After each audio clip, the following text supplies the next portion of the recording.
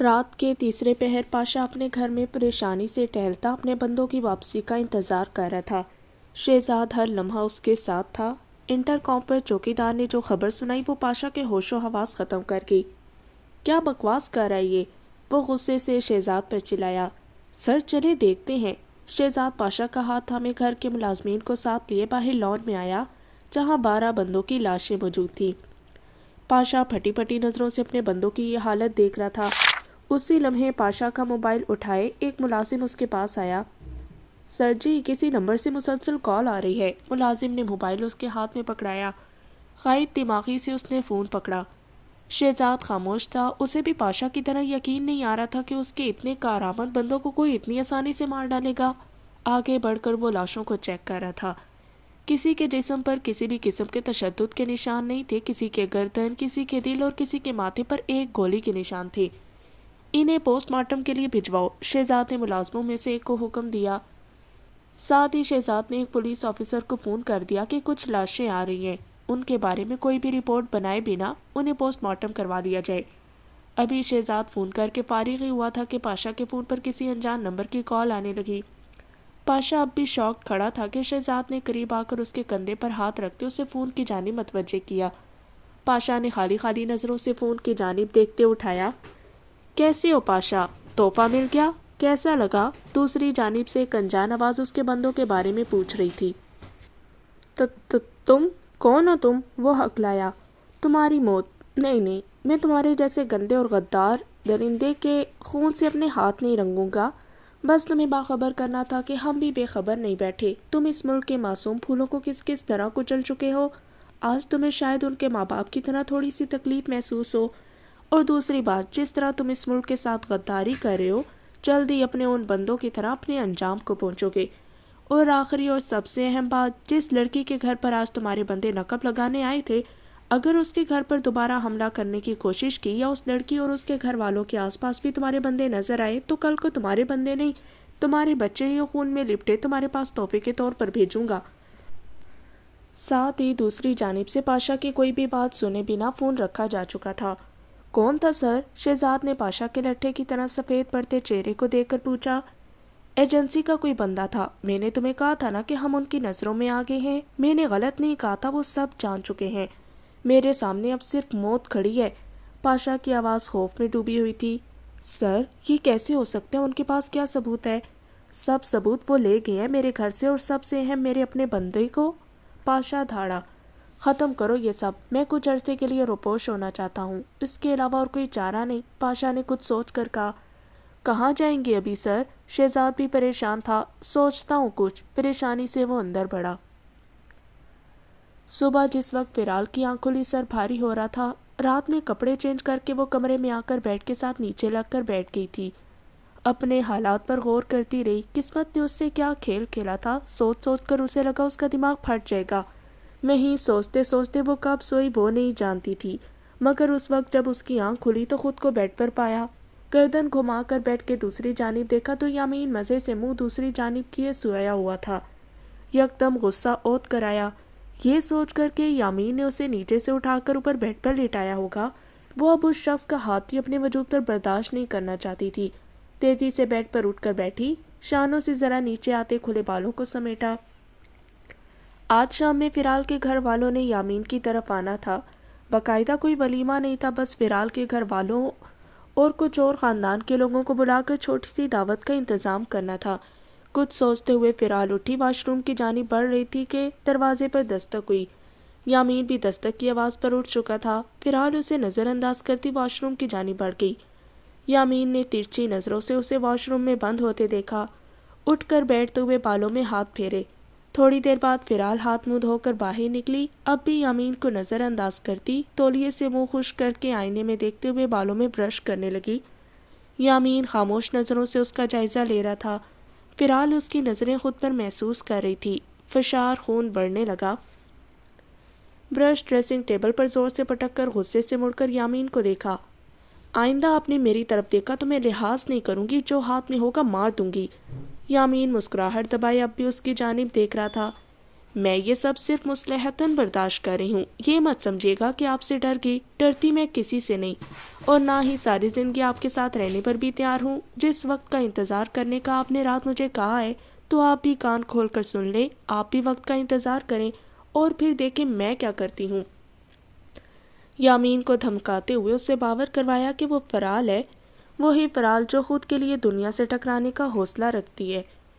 مجھے خوشی ہوئی یہ دیکھ کر کہ آپ نے میری بات کو کسی حد تک سمجھ لیا، مجھے اور کچھ نہیں چاہیے، بس آپ میری نظروں کے سامنے رہو، وہی لہجہ، وہی مٹھاس، وہی محبت۔ فرال نے لمحہ بھر کو آنکھیں میچ کر خود کو پھر سے کسی دھوکے میں آنے سے روکا۔ آپ نے شاید ٹھیک سے سنا نہیں کہ میں آپ سے اپنے اس تعلق کو ختم کرنے کی بات کر رہی ہوں۔ اس نے چبا چبا کر اپنے لفظ دہرائے، اور میں بھی آپ سے یہی کہہ رہا ہوں کہ اس وقت کا انتظار کریں جب یہ تعلق پھر سے آپ ہی مضبوط کرو گی۔ آپ کی لا علمی کی وجہ سے آپ کو اتنا مارجن دے رہا ہوں کہ آپ کی ہر کڑوی کسیلی سن رہا ہوں، اسی کو غنیمت جانو۔ جان بوجھ کر اس کے قریب آ کر اس کے بالوں کی لٹ اس کے کان کے پیچھے کرنی چاہی، مگر فرال نے غصے سے اس کا ہاتھ جھٹکا۔ یہ نوازشات اسی کے ساتھ کریں جس سے مجھ پر فوقیت تھی۔ اس کی آنکھوں میں آنکھیں ڈال کر غصے سے بولی، دوسری کیا تیسری یا چوتھی بھی آ جائے تو آپ مجھے یہ نوازشات خود کے ساتھ کرنے سے روکنے کا حق نہیں رکھتی ہو۔ اس کا بازو زور سے پکڑ کر اسے خود سے قریب کرتے ہوئے بولا، اتنے جارحانہ انداز تو اس نے کبھی نہیں دکھائے تھے۔ مجھ پر اس یامین کا حق تھا جس کی زندگی میں صرف میں تھی۔ آپ جیسے دوغلے کو مجھ پر کوئی حق حاصل نہیں، جو رات سے اب تک مجھے صرف تکلیف سے دوچار کر رہا ہے۔ اپنے بازو پر اس کی سخت گرفت کو دیکھتے ہوئے وہ آنسو پی گئی۔ اس تکلیف کے لیے آپ نے مجھے مجبور کیا، آپ کی بے اعتباری کی اتنی سی سزا تو بنتی ہے۔ یامین کی آنکھوں میں غصے کے ساتھ ساتھ دکھ تھا، شدید دکھ۔ دروازے پر پھر سے ہونے والی دستک نے ان دونوں کے درمیان بڑھنے والی لڑائی کو ختم کیا۔ یامین نے اس کا بازو چھوڑا، فرال کو لگا وہ کسی قید سے آزاد ہوئی ہے، تیزی سے بڑھ کر دروازہ کھولا۔ یامین تب تک واش روم میں بند ہو چکا تھا۔ شام میں گھر میں چھوٹی سی تقریب رکھی گئی جس کو ولیمہ قرار دیا گیا۔ فرال شادی کے دن کے مقابلے میں آج کے دن نہایت سادگی سے تیار ہوئی۔ پیچ رنگ کی کام والی قمیض اور ٹراؤزر پر دوپٹہ سر کے بجائے کندھوں پر سیٹ کیے، ہلکے سے میک اپ اور جیولری میں اپنے سوگوار حسن سمیت وہ ہر آنکھ کو بھا رہی تھی۔ دونوں کے چہروں پر سنجیدگی رقم تھی، آپس میں بات چیت نہ ہونے کے برابر تھی۔ تقریب کی مصروفیت کی وجہ سے کوئی ان کے درمیان کشیدگی کو محسوس نہیں کر پایا۔ فرال کے گھر والے بھی آ چکے تھے، سب سے مل کر ماہد سے بنا ملے وہ مڑ گئی۔ وہ فرال کے اجنبی رویے پر حیران تو جتنا ہوتا کم تھا، مگر پریشان زیادہ ہوا۔ دور کھڑے یامین سے اشاروں میں معاملہ پوچھا، جو گھر کے کسی بزرگ کے پاس کھڑا گفتگو میں مصروف تھا۔ یامین نے اسے انتظار کرنے کا اشارہ کیا۔ ماہد بری طرح الجھ چکا تھا۔ فرال کی جانب پھر سے گئی، بے حد سنجیدہ دکھائی دی۔ کچھ ہی دیر بعد یامین ماہد کے قریب آیا۔ ہوا کیا ہے؟ یامین سے گلے ملنے کے بعد علیحدہ ہوتے ماہد نے بے چینی سے پوچھا۔ یار وہ… یامین کا جملہ پورا ہونے سے پہلے ہی اسے زکا نے آواز دے ڈالی، ابھی بتاتا ہوں، اسے کہہ کر وہ چلا گیا۔ ماہد باقی سب لوگوں سے ملنے لگا۔ فرال سب میں ایسے مگن باتیں کر رہی تھی کہ ماہد کو دوبارہ اس کے جانب جانے کا موقع ہی نہیں مل سکا۔ کھانے کے وقت جب سب مصروف تھے تب ماہد فرال کے پاس گیا۔ وہ صوفے پر اکیلی بیٹھی تھی۔ کیا ہوا بھئی، ایک ہی دن میں بھائی کو بھول بھی گئی؟ ماہد اس کے ساتھ بیٹھتے ہوئے ہلکے پھلکے انداز میں بولا، کاش واقعی تمہاری بہن نہ ہوتی، کم از کم آج اس دکھ سے تو نہ گزر رہی ہوتی۔ دکھ سے اسے ایک نظر دیکھ کر نظریں پھیر لی۔ کیا ہوا ہے فرال، ایسے کیوں کر رہی ہو؟ کوئی بات بری لگی ہے، کوئی کمی لگی ہے شادی میں تو مجھے بتاؤ، مگر ایسے ناراض تو مت ہو۔ فرال کے رویے کے باعث ماہد الجھتا جا رہا تھا۔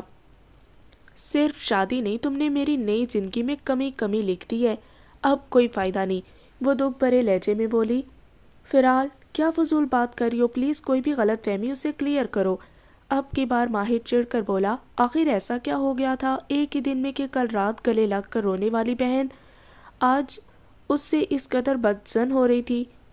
مجھ جیسی بھی بد قسمت بہن کوئی ہوگی جسے شادی کی پہلی رات اپنے شوہر کی دوسری شادی کا تحفہ ملا ہو، اور اس تحفے کو پہنچانے میں کسی حد تک ہاتھ اس کے اپنے بھائی کا بھی ہو۔ تمہارے لیے دوستی جیسا رشتہ بہن اور بھائی کے رشتے سے بھی زیادہ اہم ہو گیا کہ جسے بچانے کی خاطر تم نے مجھے اور میری پوری زندگی کو داؤ پر لگا دیا۔ میں تمہاری بہن تھی ماہد، تم یہ بھی بھول گئے؟ آنسو روکنے کے باوجود اس کی آنکھوں سے بہہ رہے تھے۔ ماہد بے بس تھا، کیا کہتا، کس فرض کو فوقیت دیتا۔ زبان بند تھی مگر بہن کو روتا دیکھ کر دل خون کے آنسو رو رہا تھا۔ میں اچھے سے جان گئی ہوں کہ میں اب اس دنیا میں اکیلی ہوں۔ جب آپ کے اپنے، آپ کے سگے یہ سب کرے تو ہر رشتے سے اعتبار اٹھ جاتا ہے۔ آنسو پوچھتے وہ ہولے سے بولی، شکر تھا کہ کوئی ابھی تک ان کی جانب متوجہ نہیں ہوا تھا سوائے یامین کے۔ ماہد کی طرح اسے بھی فرال کے آنسو دیکھ کر تکلیف ہو رہی تھی۔ فرال، ایسا نہیں ہے، میں یامین کو اچھے سے جانتا ہوں، وہ ایسا کر ہی نہیں سکتا۔ یہ سب کسی مجبوری کا حصہ ہے، تم بدگمان مت ہو۔ صرف اتنا کہوں گا، آدھی ادھوری بات سن کر کبھی مفروضے قائم نہیں کرتے۔ ماہد بے بسی سے بس اتنا ہی کہہ سکا۔ کیا اتنی بڑی مجبوری ہے کہ تم اور یامین مجھ سے اپنے رشتے کو بھول گئے؟ اس نے ڈبڈباتی آنکھوں سے ماہد کو دیکھا۔ ہاں، اتنی ہی مجبوری تھی، تم کچھ دن صبر کر لو۔ ہاں، اسی کی زبان بولو، میں جانتی ہوں مجھے اب کیا کرنا ہے، تمہیں مشورے دینے کی ضرورت نہیں۔ تیش میں ماہد کی بات کاٹ کر وہ وہاں سے ہٹ کر سائیکا کی جانب چلی گئی۔ ماہد کی نظر یامین کی جانب اٹھی جو اسے ہی دیکھ رہا تھا۔ دونوں اس وقت بے بس تھے۔ واپسی کے لیے نکلتے وقت سائیکا نے فرال کو رسم کے مطابق اپنے ساتھ لے جانا چاہا۔ ابھی نہیں ماما، پھر آؤں گی، کسی اور کے بولنے سے پہلے فرال نے خود ہی کہہ دیا۔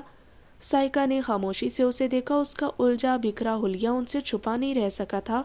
حالانکہ اس نے اور یامین نے حتی المقدور کوشش کی کہ کسی کو ان کے درمیان چلنے والی سرد جنگ کا علم نہ ہو سکے، مگر وہ ماں تھی، ان کی نظر سے بیٹی کا اداس چہرہ کیسے چھپتا؟ چلو ٹھیک ہے، جیسے تم لوگوں کی مرضی، مگر کوشش کرنا جلدی چکر لگاؤ۔ انہوں نے اس کے کندھے کو تھپ تھپاتے ایک اچھڑتی نگاہ اس پر ڈالی اور واپسی کے لیے قدم بڑھا دیے۔ بڑا اچھا موقع تھا مجھ سے جان چھڑانے کا، ضائع کیوں کیا؟ سب گھر والے لان کی سیڑھیوں پر کھڑے فرال کے گھر والوں کو سی آف کرنے کے لیے موجود تھے۔ یامین نے ایک جانب کھڑی فرال کے قریب ہو کر جلی کٹی سنائی۔ میں اپنے دشمنوں کو اتنی آسانی سے جیتنے نہیں دیتی۔ اگر مجھے اچھے سے جاننے کا دعویٰ ہے تو یہ تو جانتے ہوں گے کہ جب تک الجھے سروں کو سلجھا نہ لوں چین سے نہیں بیٹھتی۔ تیکھی نظر یامین پر ڈالی جو چہرے پر در آنے والی مسکراہٹ کو کمال مہارت سے چھپا گیا۔ میں ہی تو جانتا ہوں آپ کو، گہری نظر اس پر ڈالی۔ ابھی اور بہت کچھ جاننا باقی ہے۔ فرال نے ناگواری سے اس کی مسکراہٹ دیکھی جو وہ چھپانے کو کوشش کر رہا تھا۔ اسی لیے تو کہا تھا میری زندگی سے نکلنے کی بات مت کرنا۔ چلو اچھا ہے، جلدی سمجھ میں آ گیا۔ یامین جان بوجھ کر طنز کے تیر برسا رہا تھا۔ فرال کے رویے نے کس قدر پریشان کیا تھا یہ صرف وہی جانتا تھا۔ بے اعتباری کی مار سہنا آسان کام نہیں۔ مائنڈ اٹ، میں نہیں، اب آپ کو بہت کچھ سمجھنا ہوگا۔ نہ جانے وہ کس جانب اشارہ کر رہی تھی، یامین نے ایک نظر ڈال کر ہٹا لی۔ اب کی بار وہ خاموش رہا۔ میں اب کہیں بھی اپنے بلٹ پروف گاڑی کے بغیر نہیں جاؤں گا۔ ایمبیسی کے لیے میری گاڑی نکالو، میں جلدی یہاں سے نکلنا چاہتا ہوں۔ شاید کچھ عرصہ چلا جاؤں تو معاملات ٹھنڈے پڑ جائیں۔ پاشا اپنی چند فائلز اٹھاتا ہوا تیز لہجے میں بولا، وہ جلد از جلد اس ملک سے بھاگنا چاہتا تھا۔ جی سر، فی الحال یہی بہتر ہے۔ شہزاد نے بھی اس کی ہاں میں ہاں ملائی۔ نہ جانے اتنے سالوں سے ہونے والے کالے دھندوں کا یکدم کسے معلوم ہو گیا جو اب انہیں مروانے پر تلا ہے۔ شہزاد پاشا سے زیادہ پریشان تھا۔ اس کے تمام کالے دھندوں میں شامل ہونے کے سبب وہ بھی ہر طرف سے موت کے منہ میں تھا۔ پاشا کو لیے وہ ایمبیسی کی جانب جا رہا تھا کہ گاڑی پر شدید قسم کی فائرنگ ہوئی۔ گاڑی بلٹ پروف نہ ہوتی تو کب کے چیتھڑے اڑ جاتے۔ پاشا تو بوکھلا گیا۔ چند لمحوں میں خبر ٹی وی کی اہم خبروں کی زینت بن گئی۔ پاشا کی گاڑی کے قریب ایک غفیر جمع ہو گیا۔ کون تھے اور کیوں ایسا ہوا کوئی نہیں جانتا تھا۔ سر، آپ کو کسی پر شک ہے؟ ایک صحافی نے سوال کیا۔ میں یقین سے کچھ نہیں کہہ سکتا، مگر حریفوں کے علاوہ اور کون ہو سکتا ہے؟ مخالف پارٹی نے ہی مجھے جان سے مارنے کی جرات کی ہوگی۔ پاشا دھڑا دھڑ صحافیوں کے سوالات کا جواب دے رہا تھا۔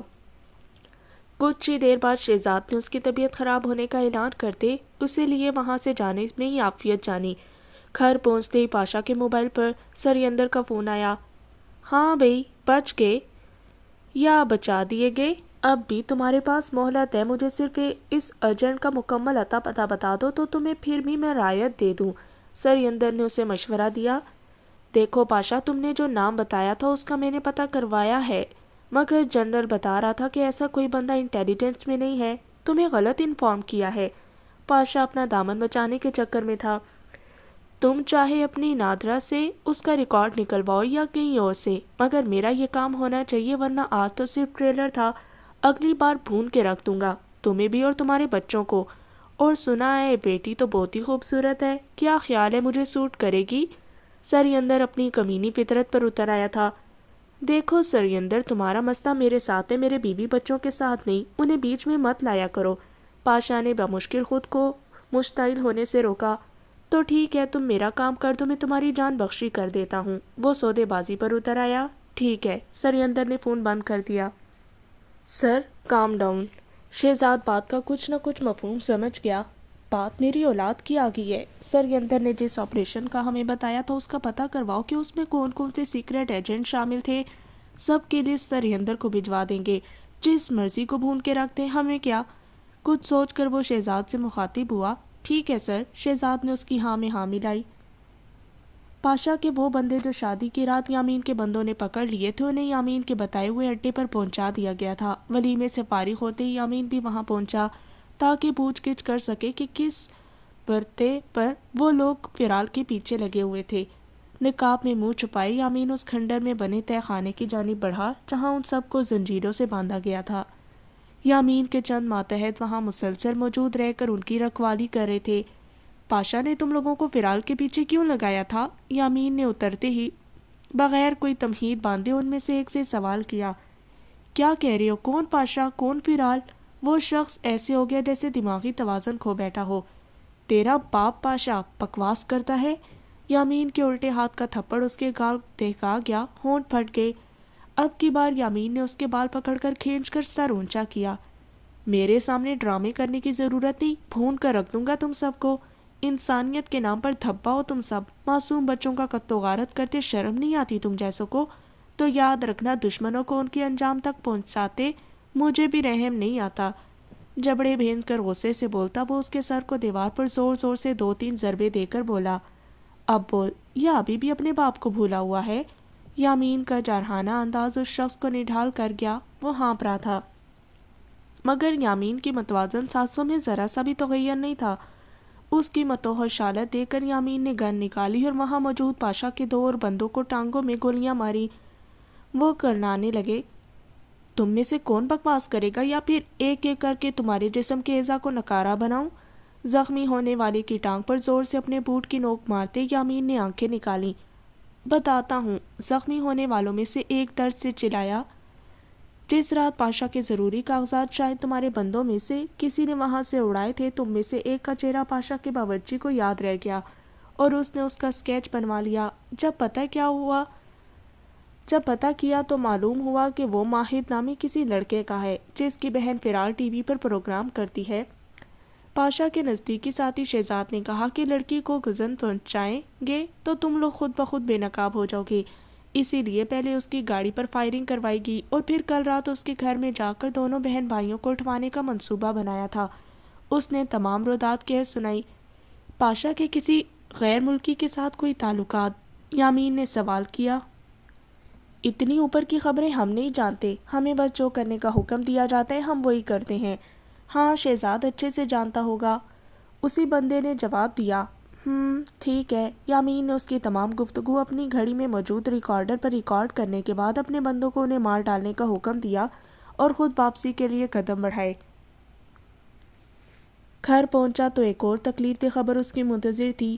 آج پھر صدر بازار میں بم بلاسٹ ہوا ہے۔ جیسے ہی وہ گھر آیا، سب اپنے عام حلیوں میں موجود پریشانی سے ٹی وی دیکھتے ہوئے تبصرے کر رہے تھے۔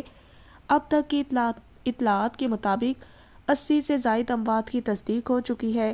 بہت سے زخمی ابھی بھی اسپتال پہنچائے جا رہے ہیں، کئی لوگوں کی حالت بہت نازک ہے۔ ٹی وی چینل پر چلنے والی پٹی اور نیوز اینکر کی معلومات سب کو تکلیف سے دوچار کر رہے تھے۔ یامین خاموشی سے بیٹھا نیوز دیکھ رہا تھا کہ موبائل پر ہونے والی بیپ نے اسے چونکایا۔ فون اٹینڈ کرتے ہی وہ خاموشی سے لاؤنج سے نکل گیا۔ کسی اور نے غور کیا ہو یا نہیں، مگر فیرال کی نظریں اسی کا تعاقب کر رہی تھیں۔ کچھ دیر بعد یامین اجلتنی سیڑھیوں کی جانب بڑھا۔ کہاں جا رہے ہو بیٹا؟ زکا نے اسے تیزی سے اوپر جاتے دیکھ کر پوچھا۔ ابا، وہ چینل والوں کی کال آئی ہے، اس واقعے کی کوریج کے لیے بلایا ہے۔ رک کر انہیں جواب دیا۔ اچھا ٹھیک ہے، دھیان سے جانا، انہوں نے ہدایت دی۔ جاؤ بیٹا دیکھو اسے کسی چیز کی ضرورت نہ ہو۔ یامین نے مڑ کر اوپر جاتے ہی تائی نے فرال کو اس کے پیچھے بھیجا۔ کچھ سوچ کر وہ خاموشی سے کمرے کی جانب بڑھی۔ اندر آئی تو یامین کمرے میں موجود نہیں تھا، یقیناً واش روم میں کپڑے چینج کرنے کی نیت سے گیا ہوگا۔ فرال ابھی سوچ ہی رہی تھی کہ ٹھہرے یا جائے کہ بیڈ کے سائڈ ٹیبل پر موجود یامین کے فون پر پھر سے وہی نمبر اجاگر ہوا۔ فرال نے نفرت سے اس نمبر کو دیکھا، کچھ ہند سے یاد ہو چکے تھے۔ ایک خیال کے آتے ہی اپنا موبائل پکڑ کر یامین کے فون پر آنے والا نمبر اس میں ٹائپ کر کے سیو کرنے لگی۔ بیٹا تو دیکھ میں تیرے ساتھ کرتی کیا ہوں، دل ہی دل میں اس سے مخاطب ہوئی۔ یامین واش روم کا دروازہ کھول کر جو ہی باہر آیا فرال کو دیکھ کر ٹھٹک گیا، پھر خاموشی سے ڈریسنگ کے پاس آ کر بال بنانے لگا۔ آپ کس خوشی میں یہاں آئی ہیں؟ سامنے شیشے میں نظر آتے اس کے عکس کو دیکھ کر بولا۔ میری مرضی، میں جہاں مرضی آؤں، جس مرضی کمرے میں بیٹھوں، آپ کو کیا پرابلم ہے اس گھر میں؟ اگر یہاں لائے جانے والی حیثیت کے مطابق رہ رہی ہوں تو آپ کو کیا ایشو ہے؟ اب آپ کے حکم کے تابع تو نہیں رہ سکتی؟ چڑھ کر یامین کو بے نقد سنائی۔ اس نے بات ہی ایسی آگ لگانے والی کی۔ کیا ہی اچھا ہوتا گھر اور کمرے کے علاوہ، کہتی یامین تمہارے دل میں بھی رہ لوں تو تم میرا کچھ نہیں بگاڑ سکتے۔ برش ٹیبل پر رکھتے وہ آنکھوں میں شوخی لیے اس کی جانب مڑا، جو بیڈ کے کنارے پر ٹکی اب بھی بے نیاز نظر آنے کی کوشش کر رہی تھی۔ خوش فہمی، اب یہ غلطی میں دوبارہ کبھی نہیں کر سکتی، یامین کو نظر انداز کر کے نارمل لہجے میں بولی۔ محبت تو ہوتی ہی غلطی ہے، اسی لیے تو لوگوں کو سمجھ ہی نہیں آتا کب اور کیسے ہوگی۔ غلطیاں تو ہوتی ہیں انجانے میں، اور محبت بھی۔ اس کے قریب بیٹھ کر مسکراتے ہوئے جوگرز پہننے لگا۔ فرال سے کوئی جواب نہیں بن پڑا، لاجواب ہو گئی۔ تسمے باندھتے ہلکی سی گردن موڑ کر اسے شرارتی نظروں سے دیکھا، جو غصے میں یامین کو اپنے دل کے اور بھی قریب محسوس ہوئی۔ بے اعتباری اپنی جگہ، مگر محبت اس کو قصوروار ماننے کو تیار ہی نہیں ہو رہی تھی۔ فرال خاموشی سے اٹھ کر جانے لگی کہ ہاتھ مضبوط گرفت میں محسوس کر کے تھم گئی۔ میں پہلے ہی بہت مشکلوں میں گرفتار ہوں، آپ تو مجھ پر رحم کھاؤ۔ غمگین لہجہ فرال کو جھکنے پر مجبور کر رہا تھا۔ اس سے پہلے کہ قریب کھڑے یامین کا سحر اسے جکڑتا، ہاتھ جھٹکتے دور ہوئی۔ میں جب تک یہ معاملہ کلیئر نہ کروا لوں تب تک آپ کو کوئی مارجن نہیں دے سکتی۔ آپ نے میری توہین کی ہے اور یہ توہین میں کبھی بھی بھلا نہیں سکتی۔ آنسو پھر سے جمع ہونے لگے۔ کب اور کیسے وہ دل کے اتنا قریب ہو گیا تھا کہ کسی اور لڑکی کا وہ یامین کی زندگی میں ہونے کا تصور بھی نہیں کر سکتی تھی۔ سب جاننے کے چکر میں اپنی بے اعتباری کو اتنا مت بڑھا لینا کہ پھر مجھ تک پلٹنے کا کوئی راستہ باقی نہ رہے۔ یامین ایک سنجیدہ نظر اس کے بے اعتبار وجود پر ڈال کر خدا حافظ کہتا باہر نکل گیا۔ اس کے جاتے ہی وہ ہارے ہوئے جواری کی طرح بیڈ پر گرنے کیسے انداز سے بیٹھی۔ کچھ سمجھ نہیں آ رہی تھی کہ کیا ہو رہا تھا۔ تھوڑی ہی دیر بعد کچھ یاد آنے پر اس نے یامین کے چینل پر کال کی۔ ہیلو جی۔ فون اٹھانے والے نے ٹی وی کے چینل کا نام لے کر اسے خوش آمدید کہا۔ سمینہ، میں فرال بات کر رہی ہوں، یامین کی کزن۔ فرال اس لڑکی کو جانتی تھی اور آواز سے بھی واقف تھی۔ ارے فرال، کیسی ہو؟ طبیعت کیسی ہے؟ کوئی باہر کا بندہ نہیں جانتا تھا کہ وہ اب مسز یامین ہے۔ ہاں میں ٹھیک ہوں، میں نے پوچھنا تھا کہ بھی چینل نے یامین کو آج کے ہونے والے بم بلاسٹ کی کوریج کے لیے بلایا ہے؟ اس نے لہجہ سرسری رکھا۔ ہم نے تو نہیں، کیوں؟ سمینہ کی بات سن کر فرال کا شک یقین میں بدل گیا۔ نہیں، وہ ہمارے گھر میں گیٹ ٹوگیدر تھی اور یامین عجلت میں باہر گیا، ہم سب یہی سمجھے کہ شاید چینل والوں نے نہ بلایا ہو، بس اسی لیے سوچا پوچھ لوں، اس نے تفصیل سے بتایا۔ او اچھا، وہ بھی مطمئن ہوئی۔ چلو ٹھیک ہے، پھر بات ہوگی، فرال نے جلدی سے کہتے فون بند کر دیا۔ اسی چڑیل کے پاس گئے ہوں گے، اس نے فون بند کرتے دل ہی دل میں دہائی دی۔ تمہیں تمہارے انجام تک پہنچاؤں گی، اس نے دل میں مصمم ارادہ کیا۔ آؤ ایبک، جنرل دیرانی نے اندر آتے شخص کا کھڑے ہو کر استقبال کیا۔ اندر آتے اس نے پہلے سلوٹ کر کے مصافحہ کیا، پھر ان کی ٹیبل کے سامنے رکھی کرسی سنبھالی۔ جی سر، مجھے کچھ دیر پہلے اس واقعے کا علم ہوا ہے۔ وہ لب بھینچے گویا ہوا، چہرے سے ہی اس کے تکلیف ظاہر ہو رہی تھی۔ اسے اس دھرتی سے عشق تھا اور یہی عشق اسے اس منزل کی جانب لایا تھا۔ میں نے کچھ فوٹیج نکلوائی ہیں اور جو بندے نظر آئے ہیں وہ را کے ایجنٹ لگ رہے ہیں، کیونکہ وہ ایک تو اور کیسز میں بھی ہمیں مطلوب ہیں۔ تم فوراً سے پیشتر اس کیس پر کام شروع کر دو اور اس مرتبہ ان کا سرغنہ بچنا نہیں چاہیے۔ یہ جس گروہ سے تعلق رکھتے ہیں ہمیں جلد از جلد اس کا خاتمہ کرنا ہوگا، نہیں تو حالات بہت خراب ہو سکتے ہیں۔ اس گروہ کا اہم ٹارگٹ ہماری ISI کے بندے ہیں اور شاید سب سے اہم ان میں تم ہو۔ میں نہیں چاہتا کہ تمہیں ذرا بھی گزن پہنچے۔ اس ISI میں کچھ لوگ ہیرا ہیں اور تم ان میں سے ایک ہو۔ میں تمہیں کسی صورت کھونا نہیں چاہتا۔ جنرل دینانی نے کبھی اپنے جذبات کا اظہار یوں نہیں کیا تھا۔ سر، موت پر حق ہے اور آپ تو جانتے ہیں کہ میں نہیں تو کوئی اور صحیح، اس ملک کو اللہ کچھ نہیں ہونے دے گا۔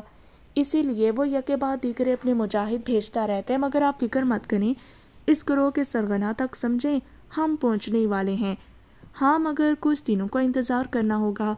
میری پوری کوشش ہوگی کہ ہمارے لوگوں کو تب تک کوئی اور جانی نقصان برداشت نہ کرنا پڑے۔ ان کے لہو کے ایک ایک قطرے کا حساب ہمارے دشمنوں کو دینا ہوگا، بہت جلد دینا ہوگا۔ ایبی کے ایک عزم سے مخاطب تھا۔ انشاءاللہ تم قدیر کے پاس جاؤ، اس کے پاس سب فوٹیج موجود ہیں، انہیں غور سے دیکھو اور اپنے بندوں میں پھیلا دو، جہاں بھی یہ نظر آئے بھون کر رکھ دو۔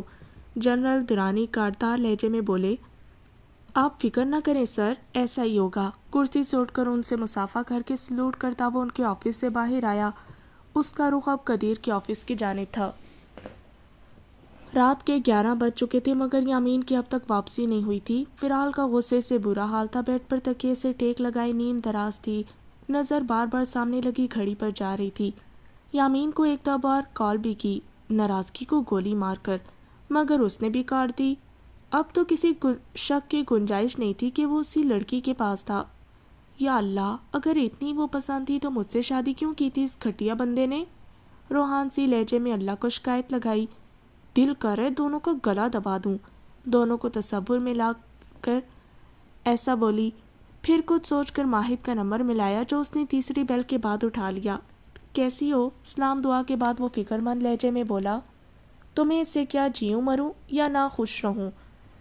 تم دو اپنی دوستی نبھاؤ۔ فیرال کے جلے کٹے لہجے پر وہ بس متعصب سی ہو سکا۔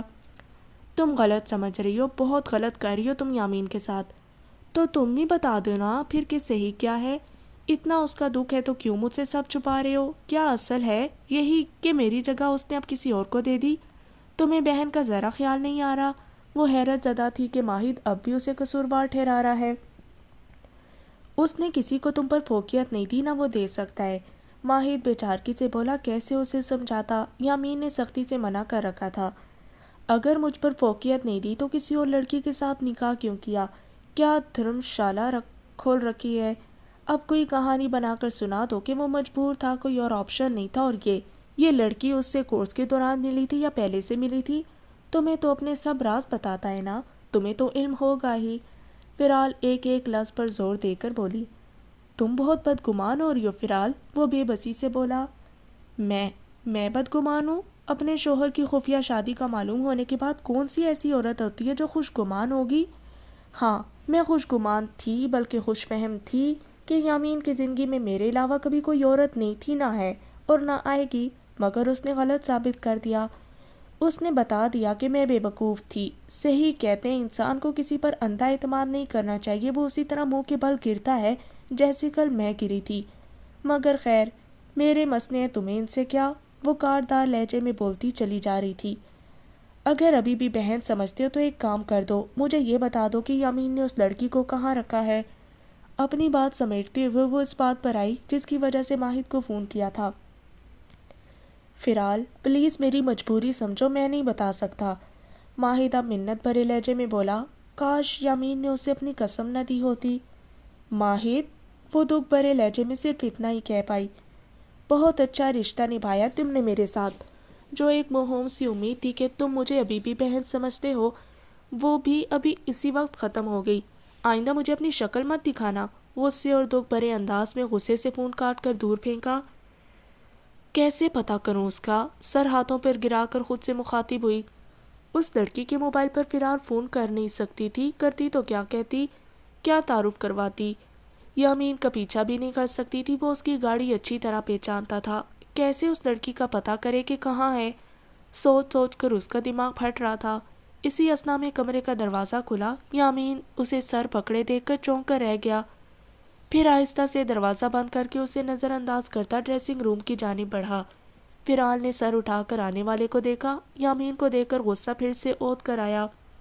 دل تو کیا کمرے سے ابھی اور اسی وقت بھاگ جائے، مگر خاموشی سے بیٹھی رہی۔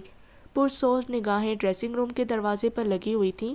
یکدم ایک خیال آیا، اس کی آنکھیں چمکی۔ اب تو تم تک پہنچ کروں گی، خیالوں میں یامین کی دوسری بیوی کو مخاطب کیا۔ پرجوش انداز میں اٹھ کر لائٹس آف کی، ڈم لائٹ آن کر کے یامین کے نکلنے سے بیڈ کے دائیں جانب لیٹ کر بلینکٹ منہ تک لے لیا، آنکھیں بند کیے سونے کی کوشش کرنے لگی، مگر یامین کے کمرے میں موجود ہونے کے باعث ایک فطری گھبراہٹ تھی۔ خود کو سمجھا بجھا کر جو صورتیں یاد تھی پڑھنے لگی۔ ڈریسنگ روم کا دروازہ کھلا، کچھ دیر بعد پھرال کو اپنے پیچھے بیڈ پر سرسراہٹ محسوس ہوئی، خاموشی سے لیٹی رہی۔ لگتا ہے دماغ کچھ ٹھکانے پر آ گیا ہے۔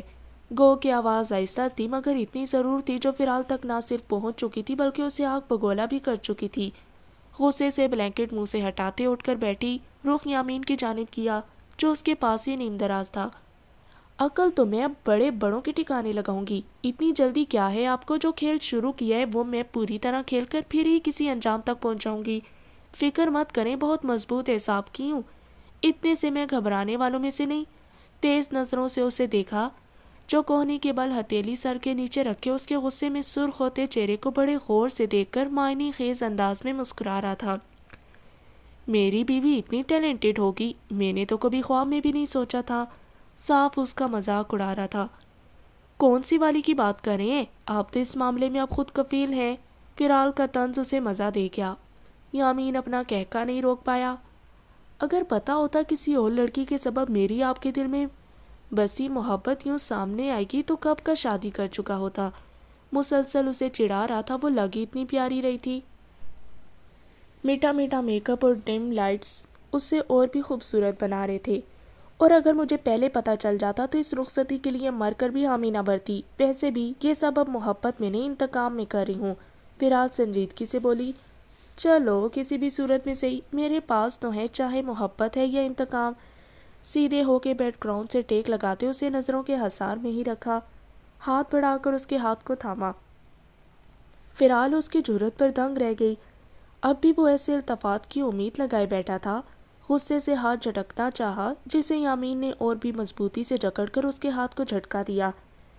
مجھے انسانیت کے درجے پر ہی رہنے دیں، دوست بن کر آپ سے پیش آ رہا ہوں، شوہر بننے پر مجبور نہ کریں۔ غمگین مگر دھمکی آمیز لہجہ فھرال کو دم بخود کر گیا۔ کب سوچا تھا کہ یامین اتنا سخت لہجہ اپنائے گا؟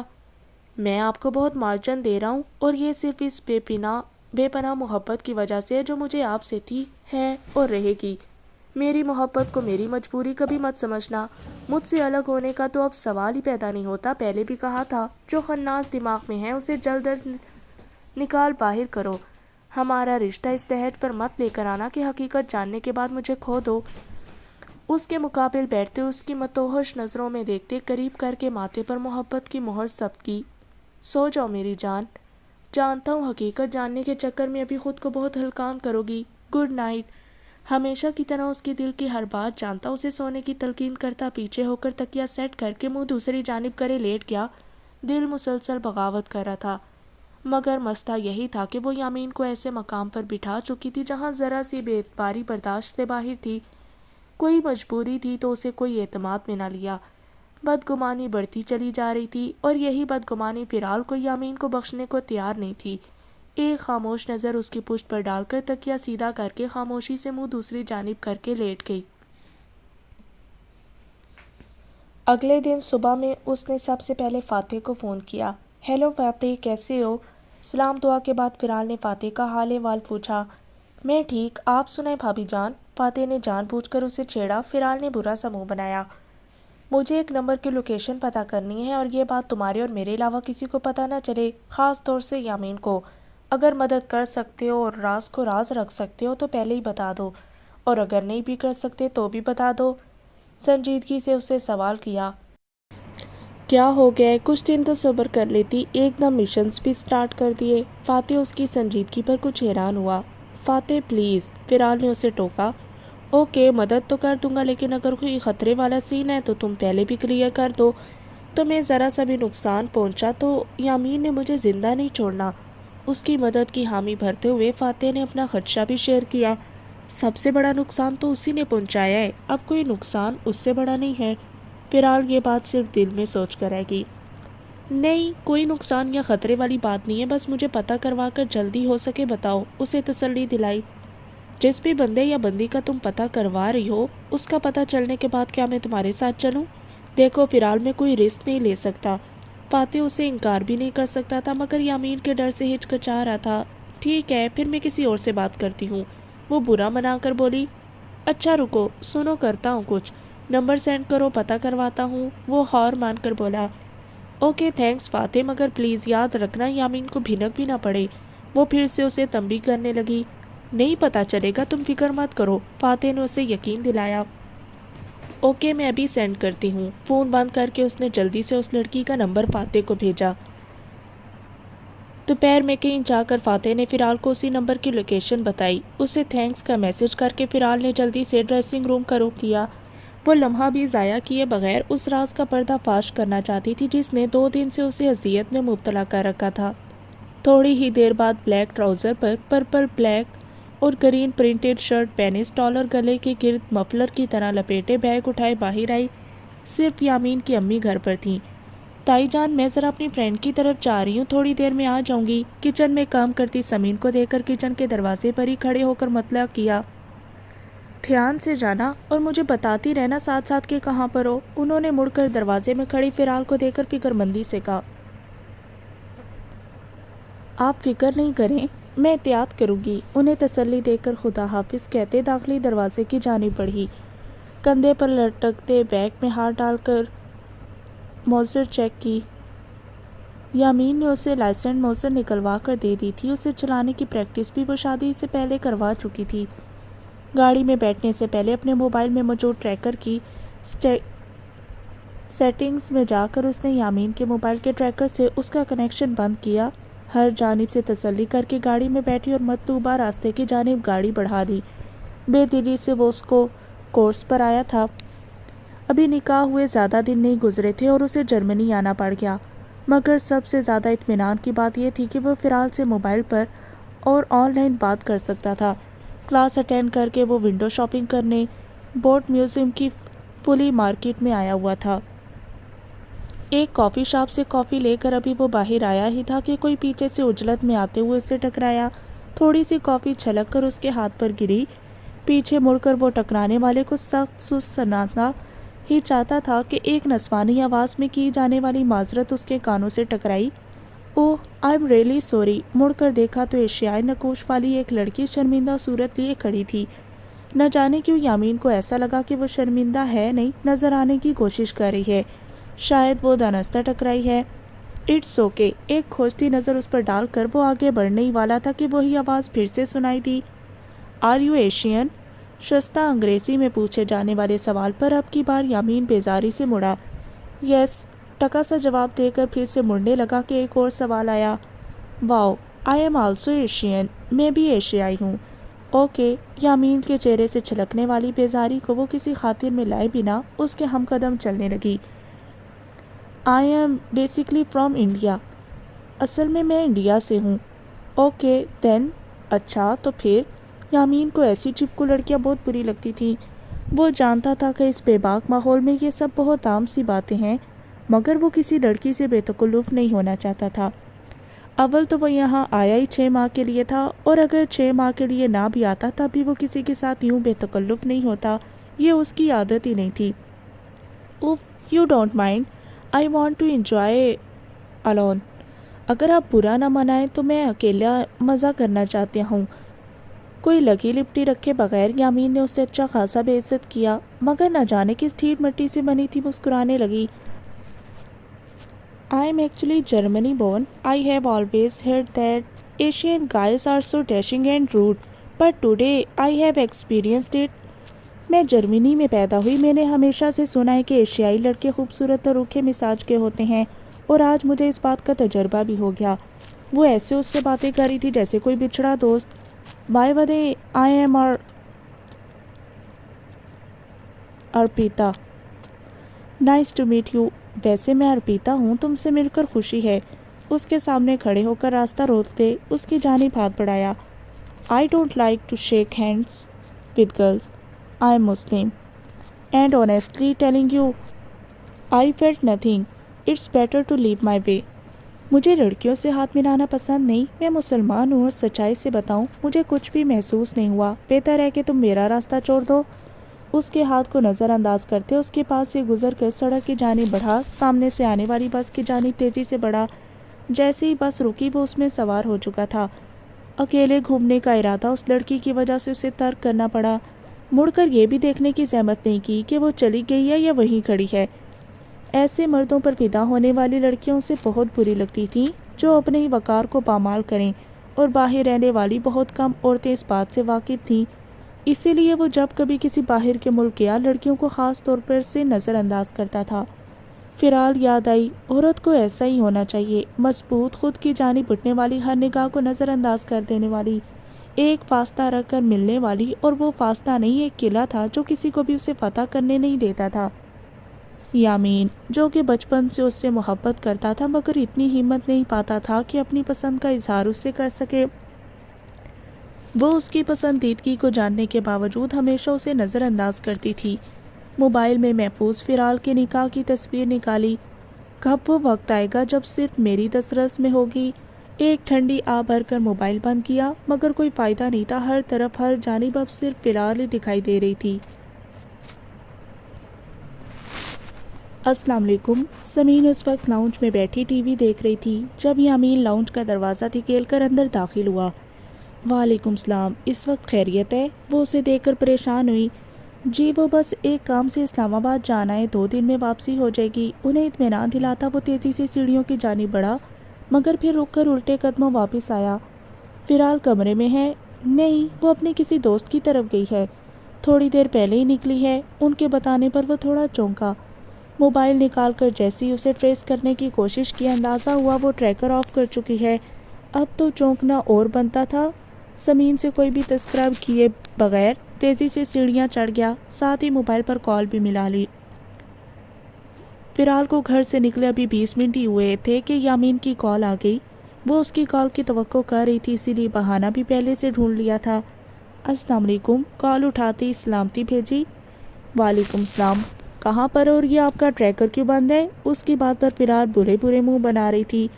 مجھے فاتح سے کچھ کام تھا، ایک رپورٹ بنانی تھی تو وہ اس سے ڈسکس کرنی تھی، اسی کے پاس جا رہی ہوں۔ موبائل میں صبح دودھ پیتے ہوئے مجھ سے گر گیا تھا، بڑی مشکل سے اسے آن کیا ہے مگر لگتا ہے ٹھیک کروانا پڑے گا، شاید اسی وجہ سے ٹریکر بھی بند ہو گیا ہو۔ میں نے سیٹنگز کو نہیں چھیڑا کہ کہیں کچھ اور ہی ایشو نہ ہو، اور اتنے سے بھی جاؤں۔ وہ رٹا رٹایا سبق پڑھ رہی تھی۔ او ہو، چلو ٹھیک ہے، اپنا دھیان رکھنا، میں 2 دن کے لیے اسلام آباد جا رہا ہوں، کوشش کرو کہ اپنی ایکٹیویٹیز میرے آنے تک گھر میں ہی رکھو، واپس آ کر چیک کرواتا ہوں آپ کا موبائل۔ یامین کو تھوڑی سی تسلی ہوئی۔ سوٹ کیس بیڈ پر رکھے، ایک ہاتھ سے اس میں ضروری کپڑے رکھ رہا تھا، دوسرے ہاتھ سے موبائل کان سے لگایا ہوا تھا۔ اب کیا میں بند ہو کر بیٹھ جاؤں؟ وہ چڑھ کر بولی۔ ضروری نہیں ہر بات پر بحث کی جائے، کبھی کوئی بات بنا بحث بھی مان لینی چاہیے۔ میرے ساتھ دشمنی کریں مگر اپنے ساتھ تو مت کریں۔ یامین کا انداز بے حد سنجیدگی لیے ہوئے تھا۔ فیرال کو بھی اپنی زبان کی تیزی کا احساس ہوا۔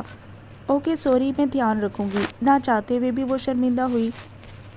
ٹھیک ہے، اب میں نکل رہا ہوں، آپ کو دیکھنے کی حسرت تو دل میں ہی رہ جائے گی، لیکن کوئی بات نہیں، وہاں پہنچ کر ویڈیو کال کروں گا، اور پلیز کوئی بہانہ بنائے بغیر مجھ سے بات کر لینا۔ اس کے لہجے میں حسرت ہی حسرت تھی۔ دل فیرال کے خلاف گیا، کیا وہ اس سے اکتا چکا ہوتا تو یوں حسرت بھرے لہجے میں کہتا؟ فیرال نے سوچا، پھر ہر سوچ چھٹ گئی۔ ابھی نہیں، دل کو سخت کیا۔ اوکے، میں کوشش کروں گی، مثبت انداز اپنایا۔ تھینکس، اللہ حافظ۔ یامین نے فون بند کیا۔ فیرال نے گاڑی کی رفتار تیز کی۔ 10 منٹ بعد وہ اپنی مطلوبہ جگہ پر تھی۔ یہ ایک گنجان آباد علاقہ تھا، بہت کم گھر بنے ہوئے تھے، بہت سارے ابھی تعمیر ہو رہے تھے۔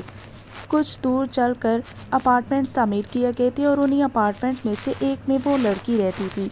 فیرال ایک گہری سانس فضا کے سپرد کرتی اپنے مطلوبہ اپارٹمنٹ کی جانب بڑھی۔ بیل بجائی۔ کچھ سیکنڈز کے وقفے کے بعد دروازہ کھول دیا گیا۔ غالباً لڑکی نے کی ہال سے جھانک کر اطمینان کیا تھا کہ کون ہے۔ جی، آپ کون؟ دروازہ کھولا۔ اب وہ لڑکی فیرال کے سامنے تھی، پست قامت، گندمی رنگت بالوں کو پونی میں جکڑے، ٹراؤزر ٹی شرٹ کے ساتھ گلے میں سکارف لیے۔ وہ فیرال کو کہیں سے بھی ایسی حور بھری نہیں لگی جسے یامین فیرال پر فوقیت دیتا۔ جلن کا احساس بڑھا۔ آپ کون ہیں؟ فیرال کو خاموشی سے اپنا جائزہ لیتا دیکھ کر وہ اب کی بار ذرا رعبدار انداز میں بولی، اصل میں مجھے کسی نے بتایا تھا کہ آپ پورٹریٹس بہت اچھے بناتی ہیں، مجھے بھی کچھ بنوانے ہیں، کیا میں اندر آ کر آپ سے بات کر سکتی ہوں اگر آپ کو کوئی مسئلہ نہ ہو؟ اس لڑکی کی انگلیاں غور سے دیکھتے فیرال کے ذہن میں جھماکا ہوا۔ اس نے فوراً سے کہا، کہتے ہیں کہ آرٹسٹ کی انگلیوں سے اندازہ ہو جاتا ہے کہ وہ آرٹسٹ ہے۔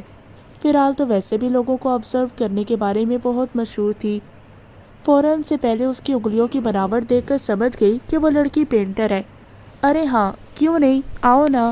اس نے فوراً فیرال کو اندر بلایا۔ اسے فیرال بے ضرر سی لگی۔ تھینکس۔ اس کے ساتھ اندر چلتے فیرال غور سے ہر چیز کا جائزہ لے رہی تھی۔ میں اسکیچز نہیں بناتی، بس پینٹنگز کرتی ہوں۔ سٹنگ روم میں آ کر وہ لڑکی فیرال کو ایک صوفے پر بیٹھنے کا اشارہ کر کے خود بھی اس کے سامنے والے صوفے پر بیٹھ گئی۔ ویسے تم نے کس سے سنا ہے؟ کیونکہ میں تو یہاں کسی سے بھی ملتی جلتی نہیں۔ وہ لڑکی اچنبھے سے اسے دیکھ کر بولی، کیوں تم کہیں اور سے آئی ہو؟ فیرال نے بات سے بات نکالی۔ ہاں بس یہ سمجھ لو یہاں کی نہیں ہوں، وہ گول مول جواب دے کر بولی۔ تمہارے گھر والے کوئی نہیں ہے، اکیلی رہتی ہو کیا؟ فیرال نے بھول پن سے پوچھا۔ نہیں میں میرڈ ہوں، میرے پتی یہیں ہوتے ہیں، وہ تیزی سے بولی۔ تم ہندو ہو؟ فیرال اب کی بار اور بھی چونکی۔ وہ ہاں میں ہندو ہوں، وہ لڑکی بوکھلا کر بولی۔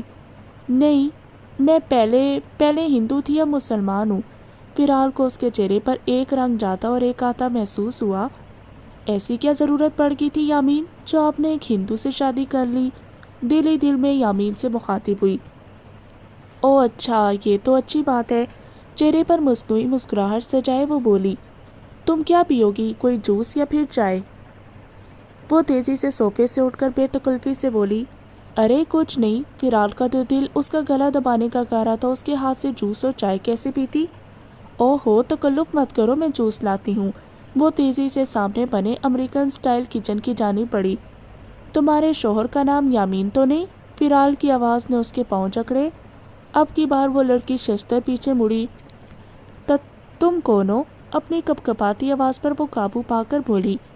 تمہاری موت۔ اپنی جگہ سے کھڑے ہوتے فیرال لفظ چبا چبا کر بولی، نکاح نامہ دکھاؤ۔ کچھ سوچ کر وہ بولی، کیوں؟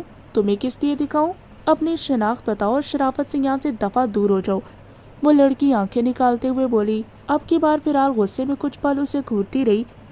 نہیں بتانا تو نکلو یہاں سے، وہ ہاتھ کے اشارے سے کہتی فیرال کی جانب آئی، مگر اس کے قریب آنے سے پہلے وہ الٹ کر پیچھے گری۔ منہ کھول کر فیرال کی جانب دیکھا، جو بکواس کی ہے وہ کرو ورنہ میں تمہارا حشر کر دوں گی۔ اس کے قریب زمین پر بیٹھ کر اس کے بالوں کو زور سے مٹھی میں جکڑا۔ لاتی ہوں، یہ کہہ کر وہ اٹھی۔ فیرال بھی اس کے ساتھ ساتھ کمرے میں داخل ہوئی۔ ایک الماری کے سامنے رکی۔ جلدی کرو، فیرال نے اسے ٹوکا دیا۔ تیزی سے ہاتھ چلاتے الماری کے پٹ وا کیے، ایک جانب رکھے پیپرز میں سے ایک نکال کر فیرال کی جانب بڑھایا۔ جیسے ہی فیرال کی نظر سائن پر گئی وہ دیکھ کر چونکی، یہ تو یامین کے سائن ہی نہیں۔ بکواس کر رہی ہو؟ اس لڑکی کی جانب دیکھ کر فیرال گھرائی۔ کیا مطلب؟ وہ الجھ کر فیرال کو دیکھنے لگی۔ یہ یامین کے سائن نہیں ہے، تمہارے پاس کوئی آئی ڈی کارڈ پڑا ہے اس کا؟ فیرال کے دل میں پکڑ دھکڑ شروع ہو چکی تھی۔ کون تھی یہ جو یوں چال چل رہی تھی؟ کیا یامین نے اس سے شادی نہیں کی؟ کیا یہ لڑکی کوئی گیم کھیل رہی ہے؟ کیا جو کچھ ان 2 دنوں میں فیرال نے سمجھا وہ سب غلط تھا؟ اصل کہانی کچھ اور ہے۔ بے شمار سوالات دل میں اٹھ رہے تھے، مگر سب سے اہم ان میں یہی تھا کہ کیا یہ لڑکی یامین کی بیوی ہے کہ نہیں؟ ہاں ہے، یہ لو۔ مڑ کر ایک اور پیپر اس کی جانب بڑھایا جس پر یامین کی تصویر تو تھی مگر سائن اور پتہ کوئی اور تھا۔ فیرال چکرا کر رہ گئی۔ آخر یہ سب کیا تھا؟ خود سے سوال کیا۔ غصے سے اس لڑکی کی جانب دیکھ کر بیگ سے موزر نکالا۔ اب تو کسی شک کی گنجائش نہیں تھی کہ نکاح نامہ اور آئی ڈی کارڈ کی جو فوٹو کاپی تھی وہ دونوں جعلی تھے، یعنی یامین نے کوئی نکاح نہیں کیا۔ وہ دل میں خوش ہوئی، مگر یہ سب یہ لڑکی کیوں کر رہی تھی؟ یہی سوچ کر فیرال نے موزر نکال کر اس کی کنپٹی پر رکھا۔ اب بکواس کرو، یہ نکاح اور یہ کاپی دونوں جعلی ہیں۔ کیا ثابت کرنا چاہ رہی ہو اور کیوں یامین کے پیچھے پڑی ہو؟ پھر سے فیرال نے اس کی کنپٹی پر موزر کا بٹ مارا۔ وہ کراہی، ایسے نہیں بتاؤ گی کہتے ساتھ ہی فرال نے اس کی کن پٹی پر پھر زوردار انداز میں گن والا ہاتھ مارا۔ اب کی بار وہ لڑکی بے ہوش ہو گئی۔ کتنے دنوں کا تمہیں کہا ہوا ہے کہ